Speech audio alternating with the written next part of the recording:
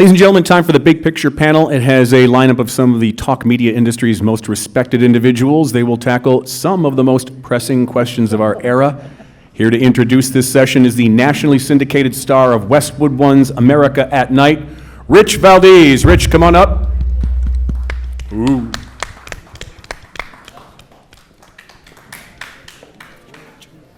What's up, talkers? Thank you, Kevin Casey. And that's Valdes with an S, by the way.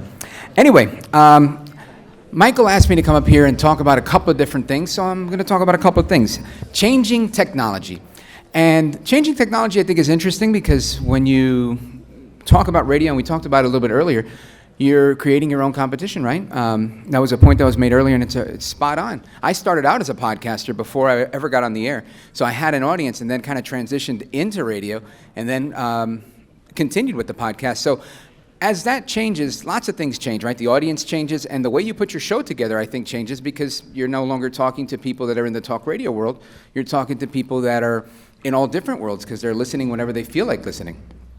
So along with changing technology, I think that we have to stay abreast of is changing demographics. Now, I have a liner on my show because it's radio and people can't see me. It says he's brown, he's bald, he's breaking it down. And I've experienced a good growth of listeners that are A, young, and B, Hispanic. And this is interesting because it wasn't always the case. So as that starts to grow, I think these are some of the things that we address with all the listeners are which topics appeal to which people. And something I've always kind of pushed back on that. I don't think there are specific topics for Hispanics or for blacks or for whites, but I think that certain people groups do have interest in certain topics. So when you look at that, I think when you talk about family issues, when you talk about law and order, those types of things, they tend to transcend all types of racial boundaries, but they work. And they work with Hispanics the same way they work with everybody else. Every now and again, I'll throw in a little bit of sofrito, as I like to say, to spice up the show. And I think that helps to make certain listeners more comfortable. Now, for those of you, I could see there's tons of Puerto Ricans in the crowd here. Tomorrow is National Puerto Rican Day, by the way. So if you're going to be on Fifth Avenue hanging out with AOC, all out crazy, you'll probably bump into me there. We'll hang out and have a good time. But something else that I wanted to talk about is with the changing demographic, and I wanted to give a quick shout out to Laura Martinez from Westwood One. Since last June when I was on the stage with you guys, we've added 25 new affiliates, and that's because of Laura Martinez, Stuart Greenblatt, and Kevin Delaney, so thank you guys. And ultimately, you know, whether we're talking about the latest crazy stuff from who I like to call Joe El Baboso Biden, or, you know, his rival, Donaldus Magnus El Trompito, El Presidente, we have to get to the nuts and bolts of what's going on. And with that, my shameless plug is over, and I want to introduce you to the man who's going to introduce you to this baller panel, right? This is the panel of all panels. Look at this panel. Without further ado, straight ahead, Michael Harrison.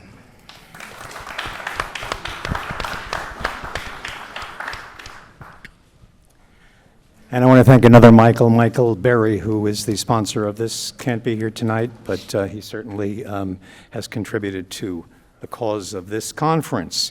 What a panel. Oh my gosh, it's intimidating just to look at everybody. As I grab for my glasses, some of the people have been on the Big Picture panel before, and you'll know I'm so, shall we say, fried from the event that it makes it even a little bit more, shall we say, unpredictable. So. But forewarned. The big picture, you know, the big picture, I think personally, I'm going to throw it out and let's talk about it throughout it. But first, let me just say who we've got. There's Tavis Smiley, who is a media legend. And what he's doing in LA is the owner of KBLA and Smiley AudioMedia's new syndicated venture, his show now on 40 stations. It's really great to have you in radio, and I hope that you have tremendous success because what you're doing is difficult to do, and we're going to ask you a little bit about it, and we'll all be better off. This was last year's recipient of the Freedom of Speech Award, which will having another ceremony during the cocktail reception. There'll be food and drinks, so stay, please. But Tavis, thank you for being here. Kraig Kitchin, you've probably been on more big picture panels than anybody. You and Chris Oliviero have been on it. And I'm going to ask you, when I get back to you, what question you would ask that reflects the big picture. So Kraig is also a legend in the industry. His influence is felt both obviously and in subtle ways. He has managed and does manage and advises some of the biggest talent, and he was very involved in the building of the original Premier Radio Network. So what a perspective he has. We have also on the panel a dear lady, a friend of mine, a great broadcaster, a member of the Radio Hall of Fame, and we have always had a friendly, warm relationship with Radio Inc. She's the publisher of Radio Inc., and it's so cool having you here. I'm delighted beyond belief, and that's Deborah Parenti. Thank you for coming, Deborah. And we have next to Deborah, Chris Oliviero, who I used to always say was a young genius. You're still a young genius. You know, I get older and you stay young. It's amazing. He's the market president of Audacy in New York. And just, you know, it's hard to define anybody on this panel because of their brilliance. We haven't been able to really promote the fact that Lisa Wexler, who's a host on WICC in Bridgeport, because she also has another job, and they don't like her promoting it in things. She's an elected, how many times have you been elected now? 4 times elected as a probate judge in that particular Western Connecticut market. And you bring to the table not only great talk radio experience, but tremendous understanding of the law and the dynamics of family life in this modern era. And I don't know, I got to tell you, Chad Lopez, who's the president of Red Apple Broadcasting, they're now not just the radio station WABC, recently acquired by John Katzimatidis and making people proud to say they're in AM radio again. That was brought up earlier today, but also WLIR out on Long Island, not the same one that I was involved with, but great call letters nonetheless. And a network and hope for a independently owned and operated radio station to make a difference and maybe extend the life of radio for more than just another 5 minutes. So let's get right to it. I think the most important thing for radio to survive, and Chris may not agree with me because he's in a company that is called Audacy, but I really don't like, this is my own personal opinion, I don't like the term audio. Why not? Because to me it's like having a restaurant and putting out a sign, call it food. It's utilitarian. Radio is an art form with a history and an aesthetic. And I don't mean, I'm not ganging up on you, because I know you probably believe that too, but I said that only because there are people who are going, we must be audio, No, you could be radio and audio. Radio is audio, but not all audio is radio. What's your response, Chris? Well, my response is I think we get bogged down in names too much. Like, we do have to worry about being good, relevant, and meaningful to people's lives, not necessarily what we call ourselves. But I get it. I do view radio now as a platform. It's a technology delivery system. It is a good one, but it is not the only one that is important to our business moving forward. And as Rich mentioned in the beginning, if we want to appeal to younger or more diverse demos, we have to go where they are. And some of them are not on AM and FM. Right. So we have to accept that. Okay, what about the response to that, that they're making films that are not in movie theaters anymore, but it's still the cinema, it's still movies. Because they're not in the cinema or in movie theaters, which will probably be obsolete eventually, they're not just making game shows or sitcoms. They're still making movies that are streaming. And movie versus program, words are important, and we're going to move beyond it, but I want everybody to think about the question of what does radio mean to you? What is radio? Because if we don't decide what radio is, there will be no more radio. I was a student of McLuhan. I even wrote a speech for Marshall McLuhan. The medium is the message. The medium is no longer the message. The medium is the message is obsolete. That's my opinion. Feel free to argue with me. This is the big picture. We're talking big stuff here. You know, is a podcast a radio show? Can you record a radio show, put it on a podcast? And what is that? You know, the medium is the message doesn't work necessarily. I see somebody, Lisa, you're jumping out of the chair. So I'm thinking about this. By the way, can you hear me in this mic? Because it doesn't sound like it's a little low. We didn't pay the electricity for the last 3 hours. I mean, I can project, but I just want to make sure. Yeah? Okay. That's better. Thanks. Woo! I hear what you're saying. I think we're living in an age where everybody and their mother and brother thinks they can do a podcast, right? Or do we not agree with that? Everybody in the whole world thinks they can do a podcast. It doesn't mean that everybody is talented behind the mic. There is a big difference. I also think, however, that the art of being on the radio and speaking with the big voice, and even though you're speaking to one individual, you're aware there's a larger audience, you're constantly identifying yourself and your guest, you're doing the cues and the skill set you've learned as a radio host, is not the same as being a podcast host, even though they are both audio. And that's why I started in the past year something for podcast only called Behind the Wheel, where I am driving, and I have a stream of consciousness. It's never more than 12 minutes long. It's about something going on my brain that I don't discuss on the radio, and it is my most popular podcast. Okay, but do you ever stop and say, who gives a shit what I think? Yeah, and I know who does. Every single person who's trying to listen to me on the radio because of the relationship I've established with them. Okay, all right, that's cool. Yeah, I'd Deborah. kind of like to bring it back to your original premise. Radio could be defined two ways. Yes, it's a platform. It's a little thing in a box that gets broadcast over transmitter towers. Radio, though, is content. And I think we need to spend more time developing, explaining, and using and enhancing that what it is, which is content. And it can be disseminated over smart speakers, over that tower, over that broadcast signal. There are many platforms that can be sent out over, but radio is not necessarily just a platform. Radio is content. Absolutely. And everybody in this audience produces content. Now, they don't necessarily climb towers. The question to that is, and now I think we're too loud. Just a little bit less because I could feel the feedback. Is there something inherent in the content that makes it radio? Well, we're all going to say live and local.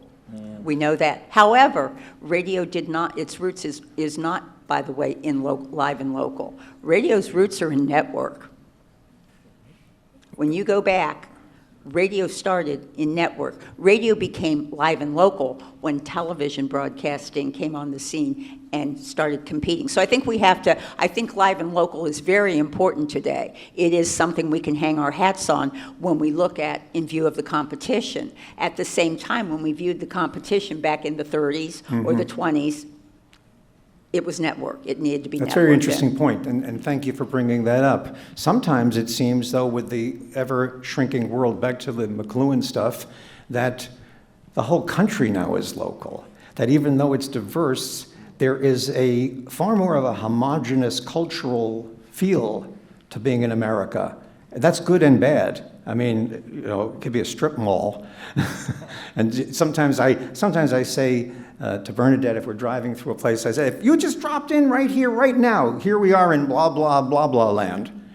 Could you figure out where you were? Would you know that you're in Maine or that you're in Wisconsin or that, you know, this is all interesting stuff. And this is the kind of stuff we got to be thinking about if we're really going to go forward with, I mean, your publication is called Radio Inc. And that's why we've never changed it to Audio Inc. I love that about, I'm sorry, Chris. By the way, I didn't name my company. I get a check every 2 weeks, like everyone it's else your who works there. fault. They I'm didn't sorry. ask my opinion. They didn't say, do I like orange? Do I want red? That like, fell out whatever. before I thought about that. Well- But no, we have, and the discussion has gone on for a long time, but when you do that, what are you opening it up to? For example, with the top 40 list. how do you compare Daniel Elk, for example, with Bob Pittman even, or so? I mean, you've got to find your swimming lane. But you guys have this conversation, I'm sure. Absolutely. Okay, you know, I did make the decision years ago to be radio-centric. I'm not going to go in other directions. We're going to be radio-centric. Radio goes down, we go down. You know, because you also run the risk in a trade publication business of going too far into the world where you think you're a consumer publication. And you do that, you're in deep trouble, because then you better get $500 million cash behind you and be able to do it. This is a very specialized, nuanced situation. Chad, you've got to be thinking about things listening to all this crap. Yes, I am. You know, it's interesting when you think about radio, right? And you say, what's inherent to radio? I think it's, number one, it's the personalities that we have, right? And I grew up in a time where I sold in a time where we would always go out and we'd call it a mass medium. We just talk to everybody. We don't know who we're talking to. I think we know today better than any other time who exactly we're talking to. And it's a one-to-one relationship that we're developing every day. And I think that's the most important thing to me for radio. And that's a powerful thing because that builds cume, right? And that's the number one thing is cume, revenue follows cume. And if you can build that with one-to-one relationships, that cume, it's so strong. And our personalities really know how to use the different distribution systems now that we have inside the radio stations to connect with each of them individually. You use the word we and you use the word our for personalities, which brings up the whole relationship on a platform called radio, that the shows on this platform are by people who have the commonality of being under the same tent. As opposed to in the podcasting arena, this podcast one, they're different, but you don't talk about each other. It's more utilitarian again. I used to think of radio stations as a cathedral. You know, it was sacred ground. What do you think? As a matter of fact, what do you think about that concept? That part of radio is a group of people working for the same company, and there's the WMCA good guys. That there's a common cultural tie between these different programs and hosts. I want to answer that in a second. I just wanted, when we talk about podcasts, right? I look at podcasts as a marketing tool for our radio station, really. I'm sorry if I'm offending anyone with the podcast. Whether it's original content that you're creating or it's repurposed, I think it's always going to drive it back to the radio station, because the radio station is where you get the content and you have the personality.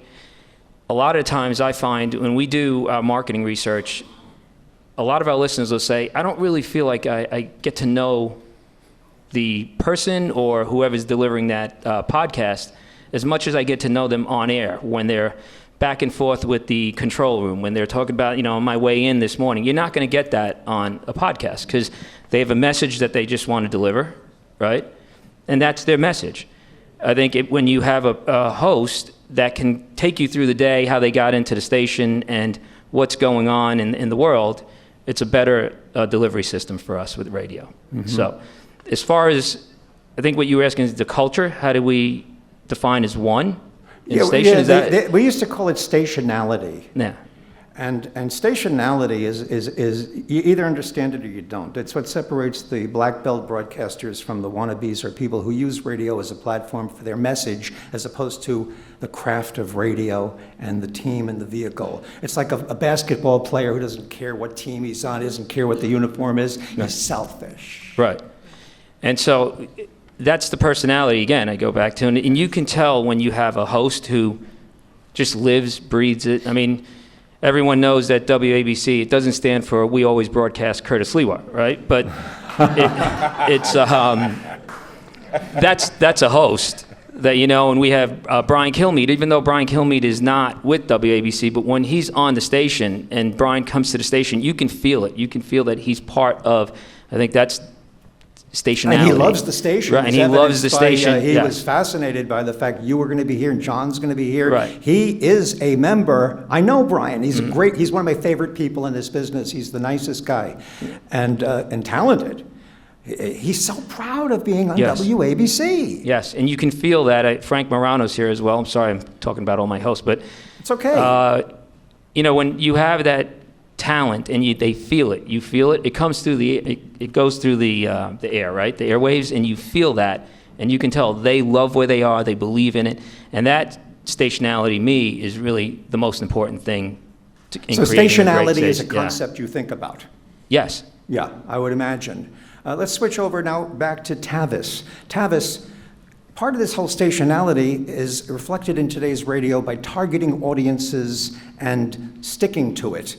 Whereas, there was a time every station had a sports guy, an oldies show, variety under the big top. You're running an interesting radio station, and is it almost 5 years? 4 years already, which means you're doing something right. Your station is, I remember originally when you started it was for African American community and for liberals. Is that still part of your package? And in doing that, is it difficult to decide who is an African American if they're going to be categorized that way by their listening tastes? Good questions, as always. Let me start, if I can. I was sitting listening to all my colleagues and looking at you in the audience. And I believe that gratitude is the gateway to greatness, and that we should always live in a space of gratitude. And I hope you'll just join me. He's done this for 27 consecutive years, and we take it for granted, I think, sometimes, that we get invited to talk as every. Let's give Michael Harrison some love for being so unapologetic. Michael said a moment ago that he is unapologetically radio-centric, and that means something, I think, to all of us in this room. So I want to start, first of all, a note of gratitude to you for just being such an ambassador for all of us who are in this business, number one. Secondly, I was honored last year, as Michael said, to receive the Freedom of Speech Award, so I am grateful for that as well. And that meant a great deal, not just to me, but to my colleagues back in LA and to listeners all across the country when that award went forward, that I was so honored here last year, so thank you for that. Let me just say very, very quickly, and answer your question, I think I can best answer it this way. We were all watching earlier that great debate between our friends Tom Hartman and Mike Gallagher. As I sat, obviously as an African American, in the back of the room, let me just tell you what I saw. Y'all ready for this? I saw two white males going back and forward about the issues of the day. In a country that is more multicultural, multiracial, and multi-ethnic than ever before. The data in this regard is incontrovertible. In just a few years, for the first time ever, this country will be made up primarily of people of color outnumbering our white brothers and sisters. I love radio. I love talk radio. It's why I'm doing the heavy lifting, climbing up the rough side of the mountain to sort of make this work in LA and beyond. But for the behemoth that talk radio is, you should know that there are only 5 black-owned talk radio stations in this country right now. Only 5. For the massive nature that talk radio is. What am I saying? What I'm suggesting to you is that at some point, the audience for our industry is going to shift. And it is going to shift dramatically. And somebody had better figure out sooner than later how to speak to that audience that is disaffected by talk radio in this country. And that's not a liberal or conservative paradigm. It's abundantly clear. Nobody in this room is stuck on stupid. We know that talk radio, as Mike Gallagher bragged about earlier, it's your medium. It's your playground. It is a conservative citadel, to be sure. But it's not always going to be that way. And as the demographics in this country start to shift, I appreciate the brother who spoke earlier about changing demographics and how he's building and growing a Latino audience. We're finding the same experience in the African American community. That if you build it, they will come. And I can't tell you how humbled I am to be here as we about to celebrate our 3rd anniversary. I figure if you're going to be a black-owned talk station, you might as well launch on Juneteenth, great marketing. So every Juneteenth, we celebrate the 3rd anniversary of KBLA Talk 1580 in LA. I'm headed back to LA to move toward that big celebration. We're doing a couple things this year. First of all, you're invited to tune in on June the 18th. On June the 18th, live on C-SPAN around the world, June the 18th from 7 to 10 p.m., the nation and the country will see for the first time ever a conversation hosted by a talk station, a black talk station, with a panel of nothing but African Americans and people of color talking about what I consider the urgency of now: climate justice, climate equity, and climate resilience. 3 hours live on C-SPAN, June the 18th from 7 to 10 p.m. with a stage full of nothing but people of color talking about this issue. Why is it that people of color and the poor are the victims of these climate catastrophes and these climate maladies? You can ignore the science if you want, but it's real. It's as real as rain. Why should we be the victims, but we not have an opportunity to be a part of the conversation? Well, KBLA Talk 1580 has opened that door to a year-long conversation, a year-long campaign about climate justice that we're engaged in right now. So I'll shut up. But my point simply is this: I am more concerned about the audience. The right part matters less to me than about the audience writ large. And the demographics are shifting. It's not just true of talk radio, but if you are a content producer, I don't care what that content is, and you don't recognize the changing demographic of this country, you are going to find yourself one day bankrupt and out of business. Our industry has got to find a way to broaden its reach, to broaden its appeal. That's my story, Michael, and I'm sticking to it. Okay, and you said that you're not going to keep talking, and I'll hold you to account on that after this next question, but I have a philosophical question for you. Do people of color have commonality? Do black people and brown people have commonality? Or is it a temporary commonality based upon their mutual outsidedness, outsider status? It's a very good question, and I'll answer it in two ways. Dr. King, who I regard, this is my own personal assessment. I can meet you outside and fight you in the parking lot if you disagree, but it's my own assessment. I regard Dr. King, Martin Luther King Jr., as the greatest American this country has ever produced. That's my assessment. And so King would put it this way, that our destiny is wound up in a garment of mutuality. So it's not just a question of whether people of color have a commonality or common destiny. All of us in this room have a common destiny. That's why this climate issue is so important to me. When there's dirty air, it ain't like you're breathing clean air and I'm breathing dirty air. It's not like you're drinking clean water and I'm drinking dirty water. This climate reality impacts all of us. Okay. So to the extent that black people have to navigate a different kind of existence than does the Latino community, than do other communities, yes, we do have differences, to be sure. But this is where I think the approach that we have is making a difference. And this is what you were aiming for earlier. We brand our station as unapologetically progressive. Not unapologetically black, but unapologetically progressive. So in LA and across the country, persons whose political views may be a little bit different, but they may not necessarily be African American, are giving us a listen. And as you've also heard throughout the day, the last panel that was brilliant in this regard, that even if you're not a progressive, even if you're not African American, the other side will listen to hear what you're talking about. They want to know the other perspective. And so we are finding that by not trying to brand the station as a black station, even though it is black owned and black operated, but offering a different perspective. LA brands itself, we think of ourselves as a progressive city. You spent some time in Sherman Oaks. LA thinks of itself as a progressive city, but think about this. For a city that progressive, all the talk radio in LA until we showed up was conservative. You all know KFI, it's conservative. KABC, conservative. All the talk stations in LA, this progressive city, were all conservative all day. I put it this way, all day, all night, all white. That's what it was. Mike Gallagher's answer to that, if we go back to that, would be, but LA has Hollywood, the heart of liberal media that is bigger than talk radio. It's a great answer. I heard Mike when he said that, but that's a protected... I don't think he said it. I said he'd say it. Yeah, but well, I heard him suggest that. He did mention the Hollywood thing.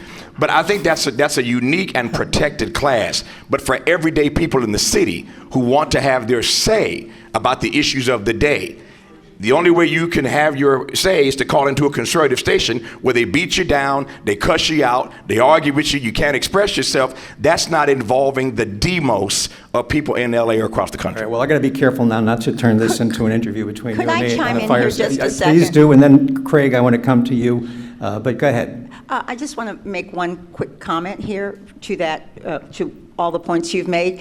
In order to expand and enhance on the diversity, we need diversity in ownership. And there's another act in front of Congress right now. It's called Voices. Don't ask me what the acronym stands for, but it's basically a resurrection of the minority tax certificate. And if you believe that we need diversity in media and diversity in voices, you need to support that. Hear, hear. Let's switch over to Kraig. Kraig, if one of your talent came to you and said, I can't stand the fact that I'm in a medium now that's targeted specifically to core audiences that are like-minded, and terrified that if I don't preach to the choir, somebody might call and complain that you're not a conservative, not a liberal, not a black, not a something. Would you say to them, grow up, this is the way the business is, there's nothing you can do, or would you empathize with their problem? I would empathize with their problem, and I would help them find a place to make their living where their opinions and their creativity were welcome, as opposed to just saying, suck it up and play with the man. Okay, let's take it one step further. What do you think of that whole syndrome? I think it's alive and well. The targeting Yeah, of absolutely. audiences. Yeah.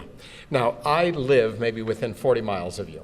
I would stand to listen to your radio station and your point of view more often. I think if more of us in America did that and had a better understanding, just in the 10 minutes that I heard you share the concerns that your audience has, that you focus in on, I would be a much better informed fellow citizen with you in Los Angeles. Now, I will say KPCC and KCRW do a great job on the radio in Los Angeles of being a mirror back to those that are liberal in Los Angeles and carry liberal points of view. In the couple of minutes that I have to answer your first question, what questions would I ask the big picture panel? Yes, I forgot. Absolutely. On everybody's table here, there is a Hofstra University bumper sticker, a small miniature-sized one for the radio station that's in this building. But it made me think earlier today, if radio stations in America today offered bumper stickers again to consumers that were listening to them, and they were free at O'Reilly Auto Parts, at wherever they were, would people go into the store and pick up a bumper sticker and want to put it on the back of their vehicle because they were proud of the radio station that they called their favorite? Do we still have favorite radio stations, so much so that you would take a piece of vinyl or nylon and put it on the most expensive purchase you've ever made in your life? That, to me, is the bellwether of whether or not a radio station truly has the heart of the listener.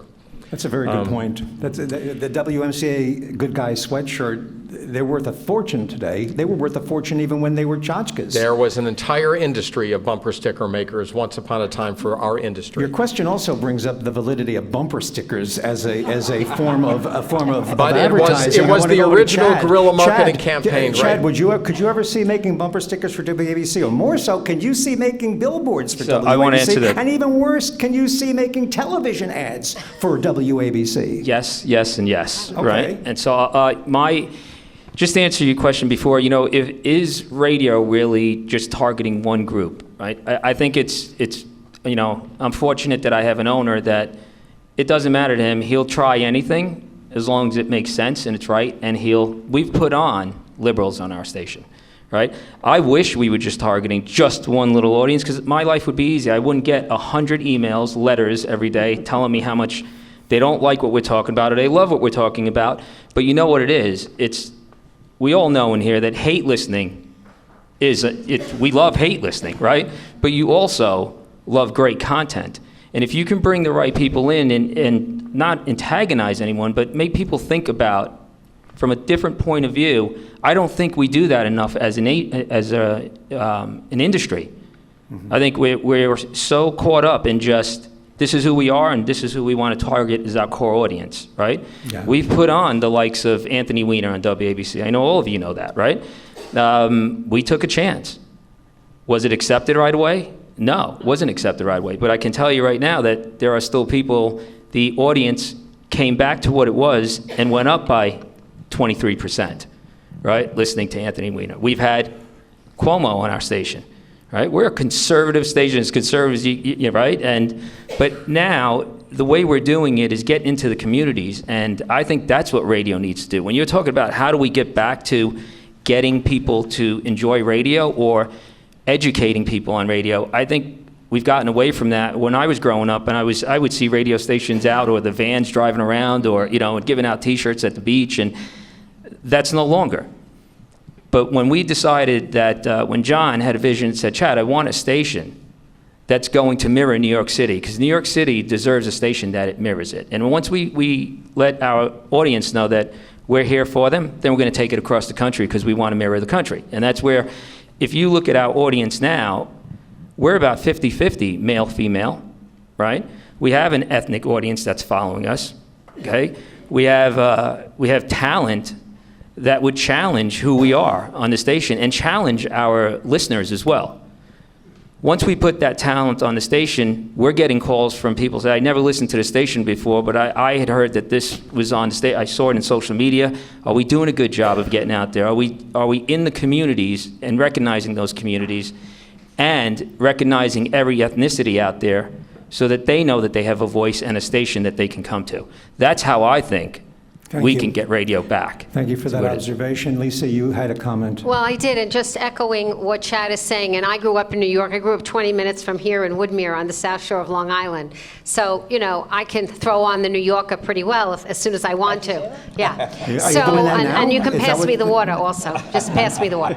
But, and so I think the reason, and I'll speak to WABC and then WICC, my station, which I adore, I think WABC works now because whether it's Anthony Weiner, or it's Curtis Sliwa, or it's Sid Rosenberg, it's an identifiable New York voice. Yes. And that's it. And New Yorkers, honestly, we love to hear all different points of view. We love to mix it up. It is our culture, and we respect it. So I think that's why WABC works, and I'm really happy about it. And I think the politics of the person speaking is a little bit secondary to the personality and the authenticity of the person behind the mic.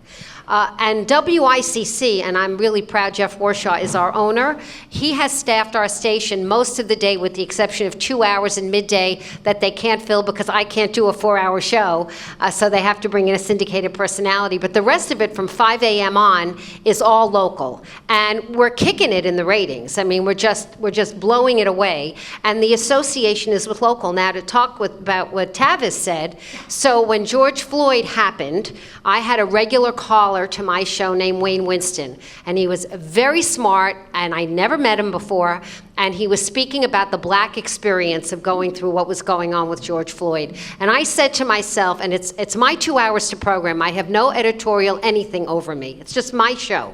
And I said, I need to get this guy in here, I need to get to know him, and it's in our audience's benefit and my benefit to keep hearing that point of view. So 4 years ago, Wednesdays at 11:30 to 12, Wayne Winston comes in the studio, and we call it Not Just Black and White.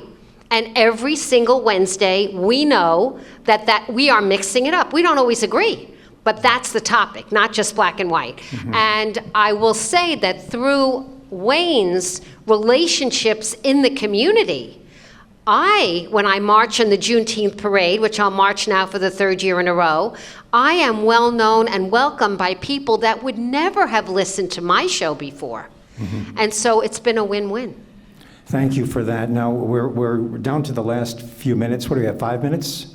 3 minutes. All right, everybody's response to this, 10 seconds. Wishful thinking. Well, thank you, Michael Harrison.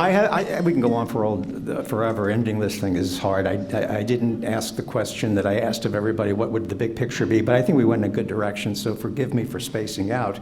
But I have found, this is just a thought, we're sitting around the bar, and quick answers, nod, whatever. I have found over the years, my own observation, that liberals will listen to a conservative to enjoy hating them, but conservatives don't have any patience to listen to a liberal. And that was one of the things that made Rush Limbaugh so successful, is that he had not only a conservative audience, but liberals loved to hate him, and thus his audience was bigger. Quick response. You're nodding, Chad. Can I take that as your answer? Yes, because I believe WABC is really a liberal station. I'm kidding, because that's who's listening to us. Lisa? Okay, go ahead. Real quick. We made a big decision to send Sid Rosenberg to Israel, right? The first thing we did was take out a huge insurance policy on him and then sent him out there. But it made such an impact on the station that we grew audience and we saw our audience grow and we kept a large percentage of that audience. That's what I'm talking about, getting back to what radio should be, getting out into the communities, getting out into those things that can make a difference, right? So yes, do we have liberals listening to our station? I'm sure you do. We 100% do. Yeah. And at times, they'll agree with us. And the emails that will come in and say, listen, I'm liberal and I don't know why I'm listening to your station, but they're crazy and this is why, but I agree with this person. I don't agree with you. I think we've seen that the progressive movement can't stand any, sorry to say this, Tavis and others, I don't think they can stand any opinions that don't agree with their preconceived notions. They are all in favor of trigger warnings. They have all kind of problems with censorship. I don't necessarily agree with you, Michael. I'm very concerned about the progressive movement not being able to listen to anybody except people that already agree with them. This might be the case today. Things change, and we have to recognize that. Chris, comment? Yeah, I think we spend way too much time talking about liberals and conservatives. Talk radio is way bigger than just politics, and I think that's an issue that we've got to get past. And if you're asking me the big picture, we got to broaden our view of what these formats can be. But you still would agree that we're obsessed with it on the air. We say one thing off the air, but on the air, stations are predominantly dominated by their but there's target. a big, bright world out there that are doing I agree. more than just politics. I wish, publishing Talkers magazine, Talkers, do you think I like it when people go, oh, conservative media? You think I like it that the area that I first envisioned to be general talk with politics, with cooking, with gardening, with white, with black, that it's being narrowed into this niche? Especially being somebody who loves broadcasting and doesn't personally care about politics more than an average educated citizen. Okay, your reaction. I agree with Chris. I think we spend too much time on it. I will say that when it gets into political discourse, we've become so divided that neither side will listen to the other side. Do you think country stations play too much country music? No, but are you a talk station or a political station? Right. What? Are you defining yourself as you're a political talk station, or are you a spoken word, theater of the mind, You define yourself by what you do, not what you say you do. Which is exactly how we started with the word radio versus audio. We limit ourselves in this industry in almost every conversation we have. I agree. Well, you're all so smart, and this is so good. Let's finish it up. Craig, final anything. And Tavis, you have the last word. Thank you for having me here today. Nice to see everybody on the panel. I'd put the thought out, in Rush's case, welcoming conservatives and liberals. He did not look at his audience that way. He said to himself each and every day, I want to entertain the largest possible audience I can for the longest possible time and sell something in the process. But his true form was entertainment. And that's the phrase I would use that our industry needs to remember each and every day. We need to entertain. I need to squeeze 30 seconds more out of you. I apologize to everybody because we want to drink. Did Rush change over the years from that to being more believing in his politics and seeing himself on a political mission? I think actually his politics were probably at a heyday in 1994 when Newt Gingrich came into the House. But I think over the course of time, he actually broadened away from politics into more topics to welcome a larger audience. Thank you. Tavis? Yeah, very quickly. I think talk radio is far too siloed, number one, so I agree with my colleagues that I don't want to waste my time debating left versus right. I will say that any medium that is as imbalanced as talk radio is, given that it is a conservative citadel, is ultimately not good for the nation. Thank you, Tavis. Thank you all. Thank you, Craig. Deborah Parenti, honored to have you here. Thank you. Honored to be here. Yeah, Thank great. you. And Chris and Lisa and Chad, you're cool. Thank you.